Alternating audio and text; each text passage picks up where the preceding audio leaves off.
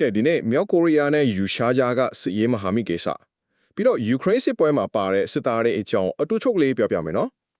ဆိုတော့မြောက်ကိုရီးယားခေါင်းဆောင်ကင်ဂျုံအန်ကလေယူရှားနဲ့စစ်ရေးရပေါင်းတာကိုအမွမ်းတင်တယ်ယူကရိန်းကပြန်လာတဲ့သူတက်တွေကိုဂုံဖြူဖို့ပြတ်တိုက်အသစ်ဆောင်နေတယ်ဗျဒါကဘာကိုပြတ်တိုက်လဲဆိုရဲပထမဆုံးအချက်ကပြုံရဲမှာပြတ်တိုက်သူတို့အခမ်းအနားတစ်ခုလုပ်ခဲ့တယ်အဲ့ဒီမှာကင်ကယူရှားနဲ့သူတို့ရဲ့မဟာမိတ်ဆက်ဆံရေးကလုံဝခိုင်မာတယ်ဆိုပြီးထပ်ပြောထားတယ်အထူးသဖြင့်လွန်ခဲ့တဲ့တနှစ်လောက်ကယူကရိန်းကိုစစ်လုပ်ခဲ့တဲ့ Cascade ဒေသတိုက်ပွဲမှာပါခဲ့တဲ့စစ်သည်တွေကိုကွန်ပျူတာပါဒုတိယချက်ဒီလိုပူပေါင်းဆောင်ရွက်မှုတွေက2024မှာသူတို့လက်မှတ်ထိုးထားတဲ့အပြန်လည်ကာကွယ်ရေးစာချုပ်ကြောင့်ပိုအားကောင်းလာတာဗျ